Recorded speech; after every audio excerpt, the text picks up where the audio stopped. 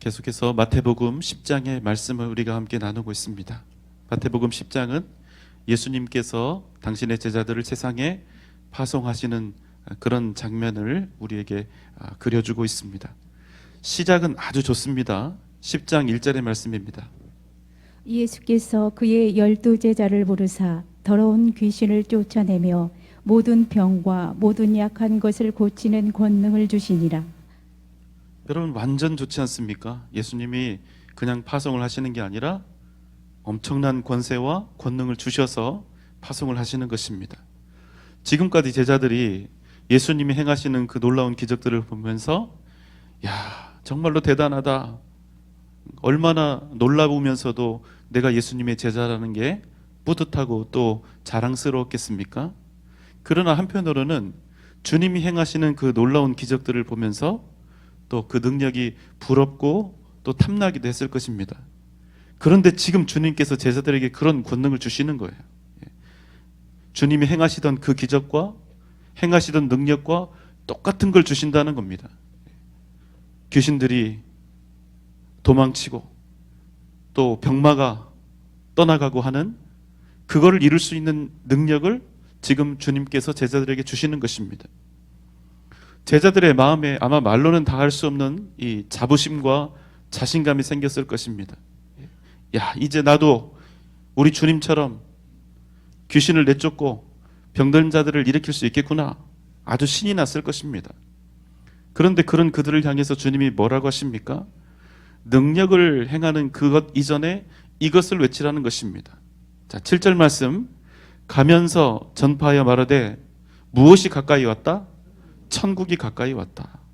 너에게 내가 지금 능력을 주어서 세상에 보내는 것은 그저 너희들에게 그런 놀라운 일들을 행할 수 있는 능력이 있다는 사실, 그것을 보여주기 위한 목적으로 너희가 세상을 나가는 것도 아니고 너희에게 그 능력을 준 것이 아니라 그 모든 능력을 준 목적은 천국이 가까이 왔음을 증거하기 위해서, 그것을 외치도록 하기 위해서 주님께서 제자들에게 능력을 주셨다는 것입니다.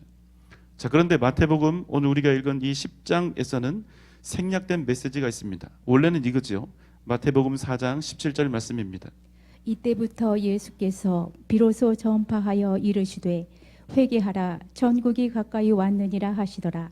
천국이 가까이 왔느니라가 아니라 원래 뭐라고요? 먼게 하라? 회개하라. 여러분 한번 생각해 보십시오. 제자들이 이제 예수님의 파송을 받고 큰 권능을 가지고 세상으로 나가게 될 겁니다. 그런데 그들이 오직 귀신을 내쫓고 또 병든 사람들을 고치고 또 모든 약한 것들을 고치고, 그래서 각종 신비한 권세나 능력을 행하면서 오직 그것만을 하면서 온 유대 땅을 다니면 어떤 일이 일어날까요? 제자들이 아마 구약의 선지자처럼 추앙받고 존경받고 돈도 벌고 명예도 얻을 것입니다. 그런데 주님이 제자들에게 요구하시는 것은 그냥 기적을 행하는 것이 아니라는 것입니다. 이것을 외치라는 거예요. 여러분은 모두 다 죄인입니다. 그 죄를 깨끗게 씻기 위해 구원의 주께서 오셨습니다. 그러니 회개하십시오. 천국이 가까이 왔습니다. 만약에 여러분 생판 모르는 사람이 우리에게 와서 당신 죄인입니다, 지금 당장 회개하지 않으면 당신은 영원한 지옥불에 떨어지게 될 것입니다, 회개하십시오. 자, 이렇게 말한다면 1번 그 앞에 무릎을 꿇고 철저히 회개한다. 2번 싸다귀를 날린다. 1번입니까? 2번입니까? 2번이죠. 예. 자, 그래서 주님이 그러셨던 것처럼 제자들 또한 큰 권능과 권세를 가지고 있음에도 불구하고 고난과 핍박에 처해지게 된다는 것입니다. 그래서 큰 권능을 주어서 그들을 내보내지만 주님의 마음은, 그들을 파송하는 주님의 마음은 마치 양을 이리 소굴, 늑대 소굴에 보내는 그런 애타는 그런 마음이었다는 것입니다. 사람들이 너희를 공회에 넘겨주겠고 그들이 회당에서 너희들을 채찍질할 것이다. 잘 들어라. 너희들은 예수 이름 때문에 형제에게, 아비에게 손가락질을 당하고 쫓겨나고 죽는데 내어짐을 당하게 될 것이다. 그러나 주님께서 계속 말씀을 하십니다. 마태복음 10장 22절의 말씀입니다. 또 너희가 내 이름으로 말미암아 모든 사람에게 미움을 받을 것이나 끝까지 견디는 자는 구원을 얻으리라. 아멘. 너희가 내 이름 때문에 미움을 받겠지만 그러나 끝까지 견디는 자는 구원을 받으리라. 그리고 오늘 말씀 24절 25절의 말씀입니다. 제자가 그 선생보다 또는 종이 그 상전보다 높지 못하나니 제자가 그 선생 같고 종이 그 상전 같으면 족하도다. 집 주인을 바알세불이라 하였거든 하물며 그 집 사람들이랴. 지금 엄청난 능력과 권능을 받은 제자들, 그래서 의기양양하게 호기롭게 세상을 향해 나아갈 제자들에게 주님이 말씀하십니다. 제자가 그 선생보다, 종이 그의 주인보다 더 높지 못한 것을 너희는 아느냐? 알지요, 주님. 그렇다면 제자가 그 스승과 같은 대접을 받고 종이 그 주인과 같은 대접을 받으면 그것으로 충분하지 않겠느냐? 그리고 이렇게 말씀을 하시는 거예요. 그들이 대적하는 자들이 집 주인을, 나를, 여기서는 예수님입니다. 예수님을 바알세불이라 하였거늘 그 집 사람들이 누굽니까? 예수님의 제자들 이야기하는 것이죠. 그 집 제자들, 그 집 사람들, 나의 제자 너희를 뭐라 하겠느냐 이것입니다. 예수님을 바알세불이라 불렀다면 그의 제자들에게 아무리 잘 대우를 해줘도 뭐라고 부를 수밖에 없다는 거죠. 잘 소리를 들어봤자 바알세불밖에 안 된다는 겁니다. 주님이 오병이어의 기적으로 수천 명을 먹이고 귀신을 내쫓고 병든 자를 고치면서 복음을 전할 때, 회개하라 천국이 가까이 왔다 복음을 전하실 때 주님께서 바리새인과 서기관들에게 들었던 말씀이 뭐였습니까? 내가 귀신의 왕 바알세불을 힘입어서 귀신을 내쫓고 있구나. 이 말을 들은 것이 아닙니까? 그러니까 제자들이 아무리 이제 주님과 똑같은 능력을 바라고 귀신을 내어쫓고 병든 자를 일으켜도 큰 능력으로 나아간다 하여도 그들이 주님과 똑같이 회개하라, 너희들은 죄인들이기 때문에 회개하여야 천국에 갈 수 있다 이렇게 외친다면 최대한 좋은 소리를 들어도 바알세불을 힘입어서 귀신을 쫓아내고 있구나 이 이야기밖에 못 듣는다는 겁니다. 그럼 주님의 말씀의 핵심은 무엇입니까? 앞으로 맺히나 뒤로 맺히나 제자들에게 앞으로 예상되고 허락되고 예비된 것은 최소한 주님이 지금까지 당하셨던 만큼의 고난과 손가락질이라는 사실입니다. 그러니 너희들 제발 정신 차리라는 거예요. 지금 이렇게 너희가 능력받고 영광이나 얻겠다고 칭송이나 받으려는 생각으로 세상에 나아가게 되면 실망과 낙심으로 절망으로 가득 찰 수밖에 없다는 것입니다. 여러분, 우리 마음은 어떻습니까? 우리 주님은 우리를 위해서, 우리를 구원하시기 위해서, 우리에게 생명을 주시기 위해서 단 한 번도 영광과 부유함과 편안함을 누리신 바가 없는데, 그런 것들을 구하신 바가 없는데 우리는 예수를 믿어서 영광 얻고 평탄함과 편안함을 추구하려 한다는 사실입니다. 주님은 단 한 번도 우리를 살리시기 위한 그 목적으로 오셨기 때문에 편안함이나 형통함을 원하시지 않았는데, 추구하신 바가 없는데, 우리는 오직 예수님만 믿어서 예수님을 통해서 우리에게 유익한 것만 바른다는 사실입니다. 그래서 우리는 내 삶이 윤택하고 편안하고 문제가 없으면 그게 무조건 내게 복된 일인 것으로 알고 은혜인 줄 안다는 것입니다. 아무런 문제가 없고 내 삶이 그저 잘 나가고 있으면 내가 복받은 인생이구나 생각한다는 것입니다. 여러분 한번 생각해 보십시오. 복음을 위해서, 주님을 위해서, 십자가를 위해서 고난을 당하고 핍박을 당하고 아픔과 상처를 당하는 것이 복입니까? 아니면 복음과 생명을 위해 십자가와 주님의 뜻을 이루는 일에 무관심하고 적당히 주님과 교회와 거리 유지를 잘한 덕에 아무런 문제도 없고 평온하고 평탄한 삶이 복된 삶입니까? 여러분, 앞이 복입니까? 뒤가 복입니까? 앞이 복이죠. 참 재미있는 사실은 우리가 주님의 제자가 되겠다고 하면서도 스승인 주님보다 더 잘 살려고 하고 더 높이 되려고 하고 더 편한 인생 살려는 것이 우리의 마음이라는 것입니다. 여러분, 한번 스스로를 살펴보시죠. 우리 중에 우리가 주님 믿고 주님이 걸어가셨던 그 길과 비슷하거나 조금이라도 주님보다 못한 길을 걸어가야 되겠다, 이런 생각을 하는 사람이 단 한 사람이라도 있습니까? 주님이 걸어가셨던 그 고난의 길이 아니라 주님이 행하셨던 그 기적만 우리 삶 속에서 날마다 일어나기를 바라는 것이 우리의 마음이 아닙니까? 여러분, 제자와 군중의 차이가 무엇입니까? 제자는 주님이 걸어가셨던 그 길을 따라서 가는 그 삶을, 어떤 길을 걸어가셨든지 그 삶이, 그 길이 고난이든 아픔이든 고통이든 주님이 가신 길이라면, 나의 선생님이 걸어가신 길이라면 그 길을 따라서 가는 그 삶을 인생 목적으로 삼는 사람이 제자요.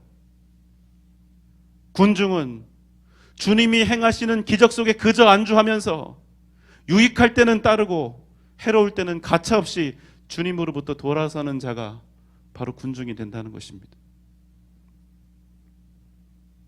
여러분, 우리는 제자입니까? 군중입니까? 우리 정신을 바짝 차려야 합니다. 안 그러면 우리가 입으로는 주님을 잘 믿겠다 하고 주님을 따르겠다 하면서도 얼마든지 우리는 주님의 뜻으로부터 멀어져 갈 수 있다는 거예요. 고난 없이, 핍박 없이, 상처 없이, 민망함 없이, 가난하게 됨 없이 나는 주님을 따르겠다. 나는 전혀 희생하지 않고 전혀 눈물도 애통함도 없이 주님이 걸어가셨던 그 길을 따라 걷겠다. 여러분, 이게 말이 안 된다는 것입니다. 우리 신앙 전제가 이렇다면 정말로 큰 문제가 있는 거예요.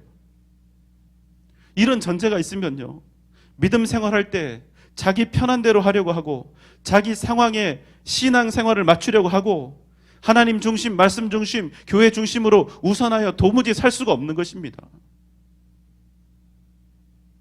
왜 그렇습니까? 내가 주님을 따르고 주님을 믿으면서 원했던 신앙생활은 그런 게 아니었으니까.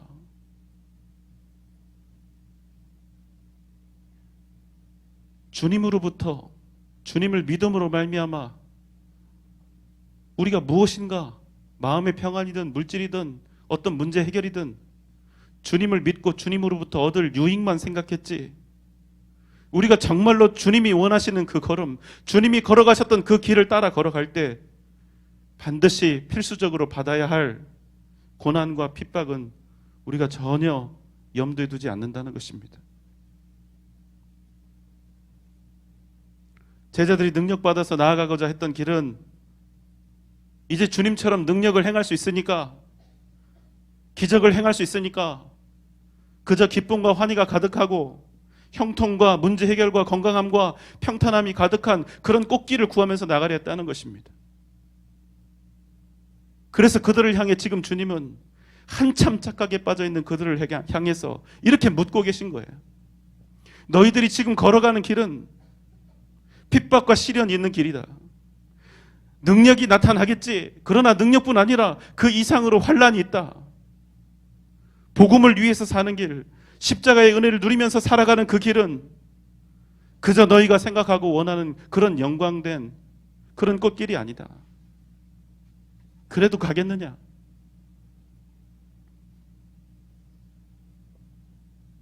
주님이 걸어가신 그 길을 따라 걷는 그 제자의 길은, 믿음의 길은 유익을 바라는 길이 아니라 오직 정말로 주님을 사랑하는 사람만이 따라서 걸어갈 수 있는, 주님을 사랑하지 않는 사람은 도저히 걸어갈 수 없는 바로 그 길이라는 것입니다. 고난이 있어도, 핍박이 있어도, 가난하게 되어도, 낮고 천하게 되어도 그래도 주님의 사람으로서 주님의 사람답게 주어진 믿음의 삶을 살아가겠는가? 이것이 지금 제자들을 파송하는 주님의 질문입니다. 여러분의 대답은 어떻습니까? 무엇입니까? 26절의 말씀입니다. 그런즉 그들을 두려워하지 말라.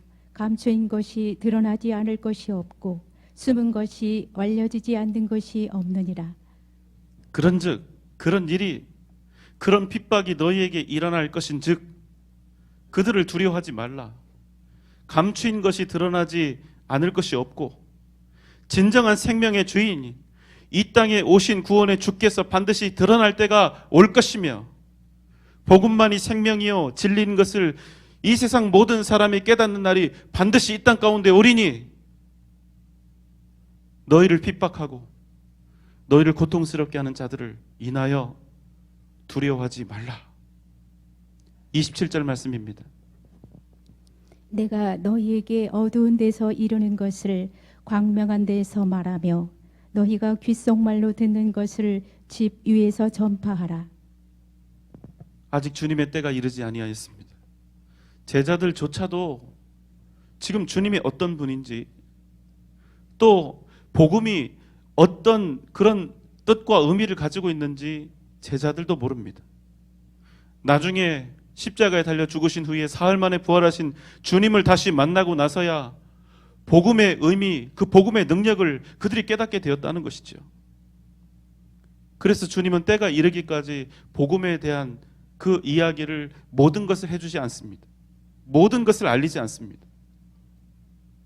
그래서 주님이 이렇게 말씀하시는 거예요. 훗날 주님께서 부활하신 이후에 성령의 기름 부음을 받은, 성령을 받은 주님의 제자들이 자신들을 핍박하고 거절하는 자들 앞에서 담대하게 증거하게 될 복음의 역사에 대해서 말씀하고 계시는 것입니다. 너희는 곧 광명한 곳에서 복음을 전파하게 될 것이다.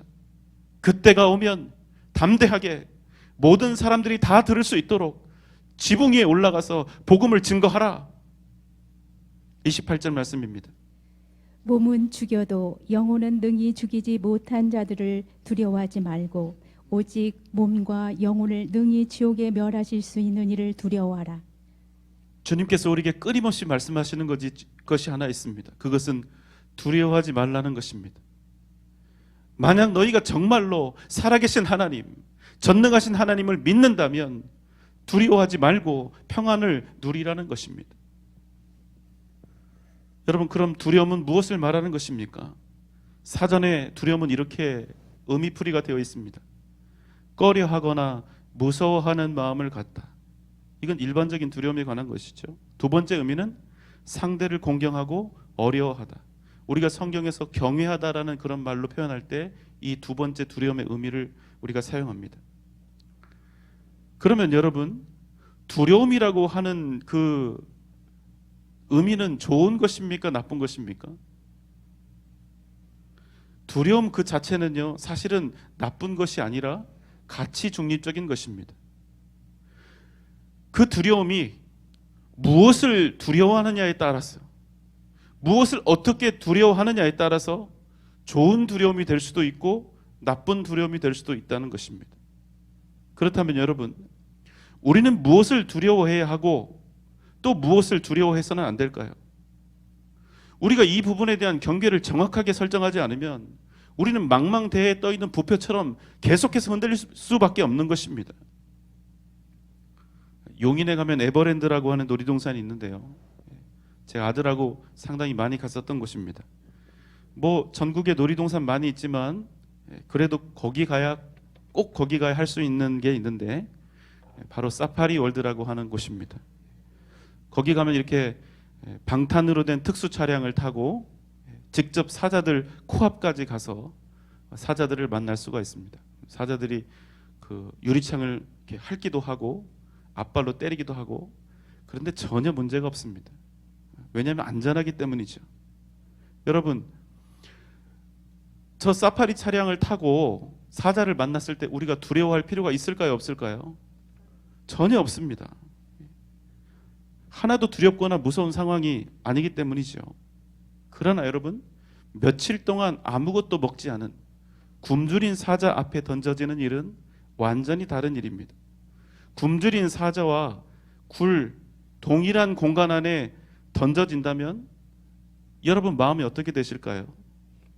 무섭고 두려워서 견딜 수가 없겠죠. 아마 한 발자국도 떼지 못하고 그 자리에서 얼음하고 그냥 동작 그만 이렇게 될 것입니다.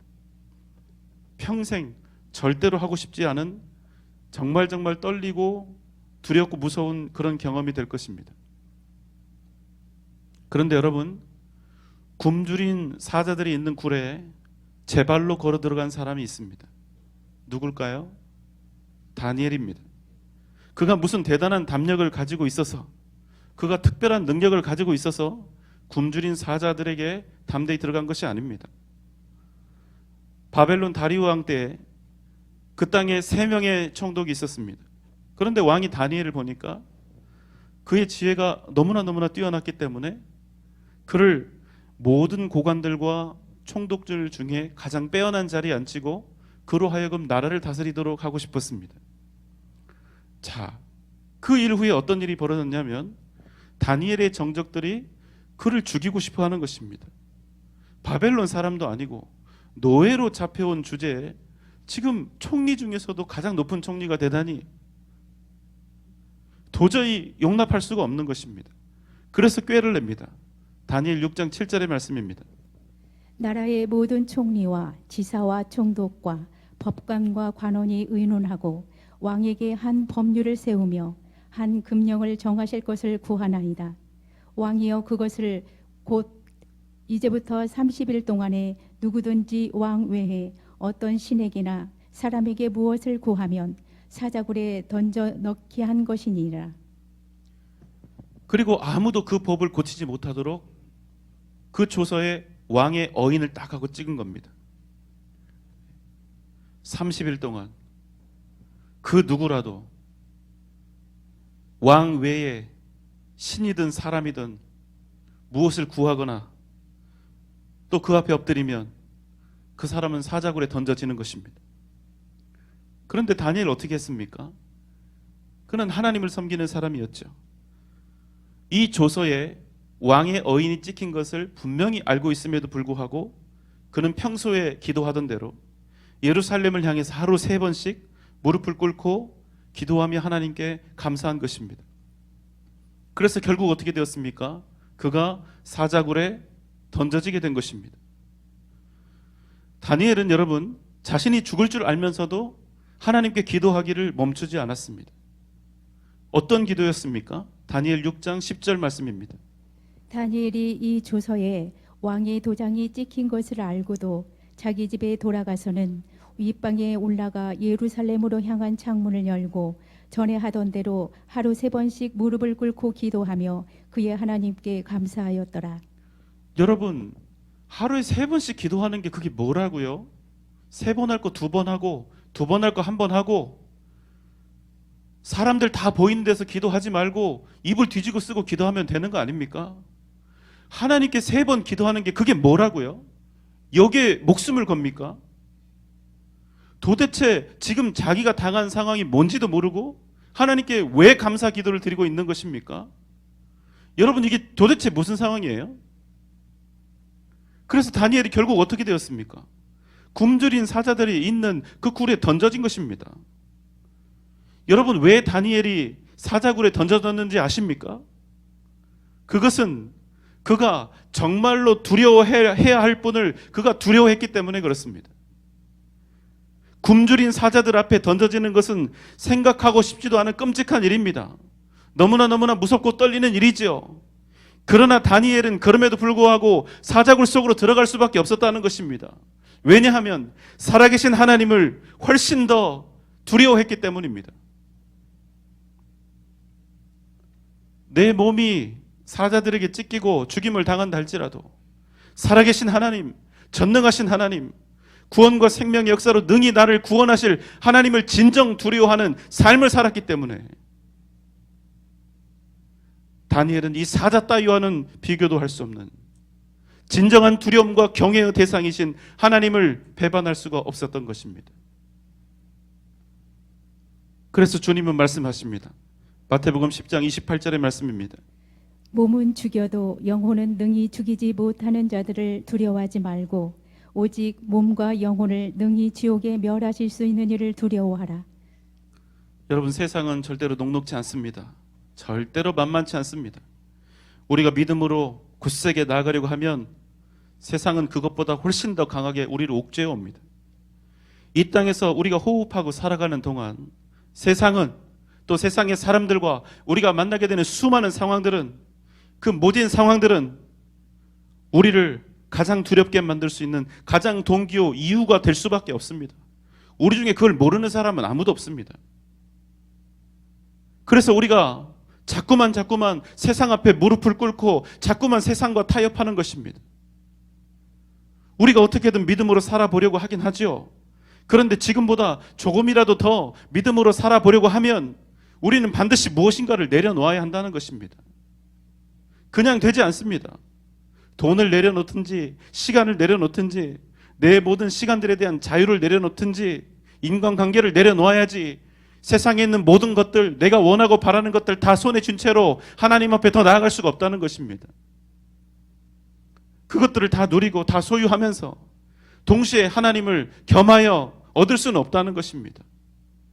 누가복음 16장 13절 말씀입니다. 집 하인이 두 주인을 섬길 수 없나니 혹 이를 미워하고 저를 사랑하거나 혹 이를 중히 여기고 저를 경히 여길 것임이니라. 너희는 하나님과 재물을 겸하여 섬길 수 없느니라. 여러분, 그래서 우리가 어떻게 합니까? 말로는 하나님을 믿고 주님만을 따르겠다고 해놓고 결국에는 세상이 아니라 하나님을 내려놓아 버립니다. 적당히 내려놓습니다. 무엇이 정말 소중한지, 누가 정말 두려운 존재인지를 망각하는 것이죠. 모험을 원치 않아요. 우리가 생각하기에 내가 지금 서 있는 안전지대가 손상을 입고 그래서 내 삶이 위험하게 되면 그것은 어쩌면 온전한 믿음의 길을 걸어가는 그 일보다 더욱 중대한 일로 내게 다가온다는 것입니다. 하나님을 잃어버리는 것은, 하나님을 조금씩 잃어버리는 것은, 조금 더 잃어버리는 것은 두렵지 않지만 세상을 잃고 세상에서 뒤처지고 손해보는 일은 더 두려운 일이 된 것이지요. 인생의 위기, 삶의 평온을 위협하는 모든 문제들, 모든 상황들, 나의 안전을 위협하는 인생의 모든 문제들, 그래도 여러분 결단이라도 하고 오직 믿음으로 살아보려고 끊임없이 도전하고 그러다가 좌절하면서도 또 도전하고 이런 케이스는 좋습니다. 진짜 문제는 뭡니까? 아예 세상이 두려워서 손해보게 될까봐, 핍박당하고 미움받을까봐, 지금보다 더 거친 인생 살아가게 될까봐 아예 믿음으로 살 생각조차, 그 시도조차도 해보지 않고 내 나름대로 하나님과 주님과 교회와 적당한 거리를 정해놓고 절대로 더 가까이 가지 않고 믿음의 길이 아니라 믿음의 길을 걸어가고 있는 척하면서 평생을 살아가는 것입니다. 무서워서, 두려워서 더 이상 주님을 향해서 나아가지 못하고 제대로 된 신앙생활 한번 평생 엄두도 내지 못하고 한 발은 북쪽에 한 발은 남쪽에 비무장지대, 회색지대에 서서 평생 믿는 사람 흉내만 내면서 적당히, 아주 적당한 수준의 종교인으로 그렇게 살아가는 것. 살아계신 하나님을 믿는다고 하지만 그 사람의 삶을 보면 도저히 그 사람이 살아계신 전능하신 하나님을 믿고 있다는 확신이 들지 않을 그런 삶을 살아가는 사람들. 예수를 믿으라고 전도는 하지만 그 사람의 삶을 보면 그 사람이 믿는 하나님은 힘도 없고 능력도 없고 생명도 없는 하나님.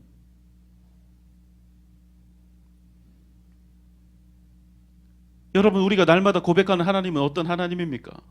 세상보다 더 높고 크신 하나님, 그 어떤 이 땅의 사람보다 권세와 능력이 있으신 하나님, 무엇이든지 다 하시는 전지하신 하나님, 무슨 일이든지 능히 행하실 수 있는 전능하신 하나님, 어떤 상황 속에서도 어떤 조건과 환경 속에서도 하나님을 믿고 의지하면 반드시 그 사람에게 피할 길을 내사 이기게 하시고 믿음의 길로 걸어가게 하시는 하나님.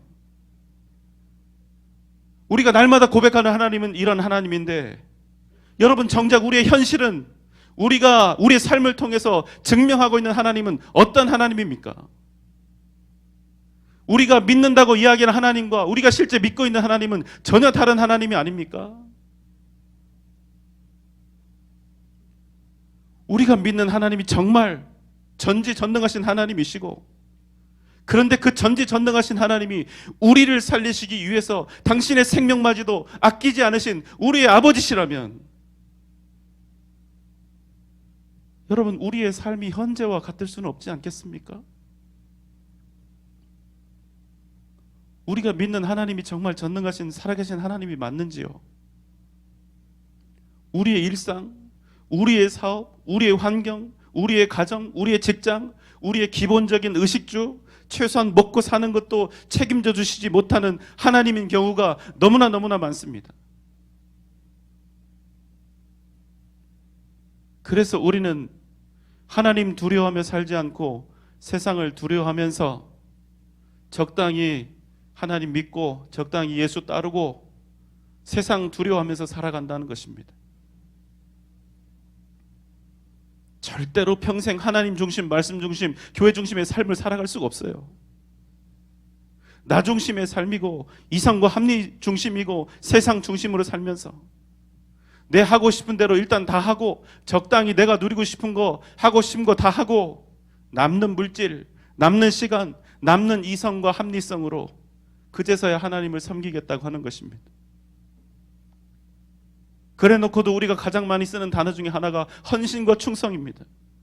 너무나 쉽게 쓸 수 있는 단어고 우리가 반복해서 쓰는 단어가 헌신과 충성이라는 단어가 아닙니까? 그러나 여러분 반복해서 계속 말씀드리지만 여러분 헌신을 했는데 내가 위태하지 않아요. 내가 분명히 충성을 했다고 하는데 내 삶에 지장이 없습니다. 여러분 헌신도 아니고 충성도 아닙니다. 나를 위태롭게 하지 않는 헌신은 헌신도 아니고 충성도 아닙니다.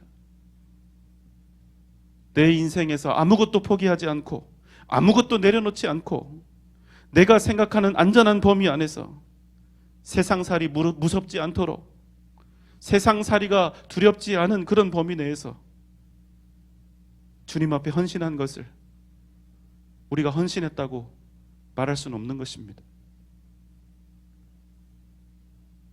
여러분 우리 한번 우리 자신을 정직하게 되돌아보기를 원합니다.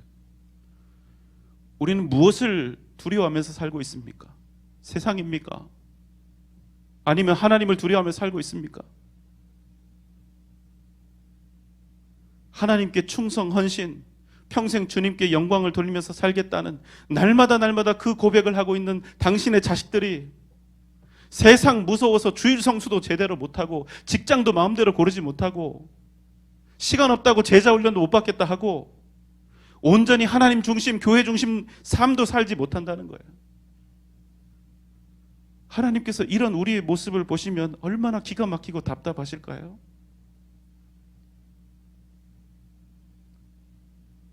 여러분 그럼에도 정말로 놀라운 사실이 있습니다. 우리가 이 모양인데도 우리가 구원을 받습니다. 우리가 이 모양인데도 그럼에도 우리가 여전히 하나님의 사랑과 은혜를 넘치도록 받고 있습니다. 왜 그렇습니까? 우리는 여전히 믿음의 길을 주님이 걸어가신 그 길을 걸어가지 못하고 믿는 사람이 흉내만 내면서 사는데 우리가 지금 그 모양인데도 불구하고 우리에게 그럼에도 소망이 있는 것은 여전히 패역하고 부족하고 연약한 우리이지만 그럼에도 여전히 주님께서 우리를 너무나 사랑하시기 때문인 것입니다. 29절로 31절 말씀입니다. 새 두 마리가 한 아사리온에 팔리지 않느냐? 그러나 너희 아버지께서 허락하지 아니하시면 그 하나도 땅에 떨어지지 아니하리라. 너희에게는 머리털까지 다 세신 바 되었나니 두려워하지 말라. 너희는 많은 잠새보다 귀하니라. 주님께서 여전히 우리를 귀히 여기시고 우리를 당신의 생명 기꺼이 버리실 만큼 여전히 사랑하시기 때문에 하나님의 그 사랑 때문에, 주님의 그 은혜 때문에 우리가 이렇게 살고 있는 것입니다. 여러분 믿습니까? 세상 많은 사람들이 우리 교회를 우습게 생각합니다. 기독교도 아니고 개독교라고 부르지요. 손가락질하고 비난합니다. 그런 세상을 살리고 세상을 변화시켜야 할 교회가 세상에서 힘을 잃어가고 있습니다. 믿는 우리가 우리의 가정에서, 우리의 삶의 자리에서, 관계들 속에서 맛과 빛을 잃어가고 있습니다. 왜 그렇습니까?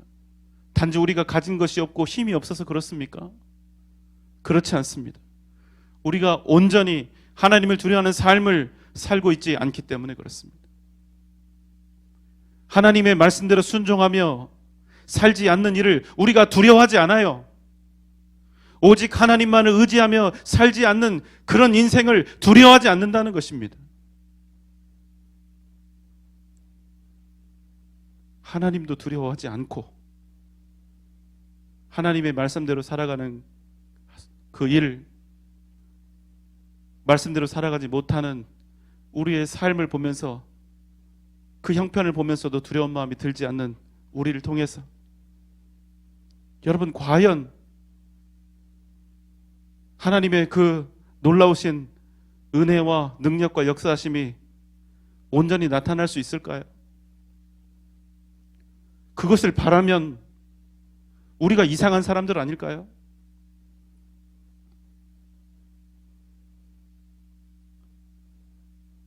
그래도 주님께서 우리에게 말씀하시죠. 두려워 말라. 너희는 많은 참새보다 귀하니라. 여러분, 우리 자존감이 최소한 참새 몇 마리보단 나아야 되는 거 아닙니까? 참새도 주님께서 이렇게 사랑하시고 그들을 주관하시고 먹이시는데, 최소한 우리가 참새 몇 마리보다는 존귀한 자존감을 가지고 살아야 하지 않을까요? 그 말씀을 믿고 오직 믿음으로 세상 앞에 나아가는 담대한 삶을 살아가야 하지 않겠습니까? 여러분, 무엇을 두려워하며 사시겠습니까? 여전히 세상을 두려워하며 사시겠습니까? 아니면 하나님이 기뻐하시는 그 일을 따라 사시겠습니까? 세상이 아니라 하나님을 두려워하는 진정한 믿음의 사람들이 굶주린 사자와 같은 세상 앞에 서서 세상을 굴복시키고 믿음의 역사를 이뤄가는 것입니다. 사랑하는 여러분, 세상 두려워하지 말고 오직 하나님 두려워하면서 삽시다. 세상 두려워하며 살면 망하는 길이고, 오직 하나님 두려워하며 살면 그 삶에 하나님의 역사와 하나님의 놀라우신 은혜가 날마다 충만히 나타나게 될 줄 믿습니다. 오직 하나님만을 두려워하며 위대한 믿음의 승리를 여러분의 삶 속에서 이루어 가시기를 주님의 이름으로 축원합니다. 기도합시다. 사랑과 은혜가 많으신 우리 주님, 세상이 아니라 오직 하나님을 두려워하며 하나님을 경외하는 복된 삶을 살아가게 하여 주시옵소서. 굶주린 사자와 같은 세상 앞에 믿음으로 담대히 서서 세상을 굴복시키고 세상을 이기고 믿음의 역사를 이루어가는 우리 사랑하는 귀한 전주 영생교회 모든 성도들 다 되게 하여 주시옵소서. 예수님의 이름으로 간절히 기도하옵나이다. 아멘.